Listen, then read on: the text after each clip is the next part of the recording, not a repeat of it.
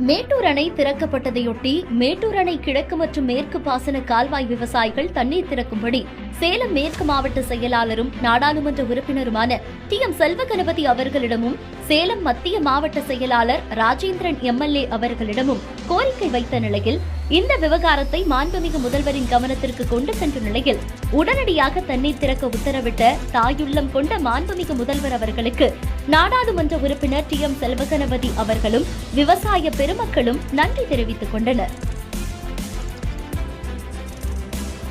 கர்நாடக அரசு தமிழகத்திற்கு காவிரியிலே தண்ணீர் தரவில்லை என்று சொன்னாலும் இயற்கையின் காரணமாக இன்றைக்கு மேட்டூர் அணை 120 அடி கொள்ளளவை தாண்டி நிரம்பு வழங்கி கொண்டிருக்கிற சூழ்நிலையில் மேட்டூர் அணை கிழக்கு மற்றும் மேற்கு கால்வாய் பாசன விவசாயிகள் நேற்றைய தினம் என்னிடத்திலும் இன்றைக்கு சட்டமன்ற உறுப்பினர் மாண்புமிகு திரு ராஜேந்திரன் அவர்களிடத்திலும்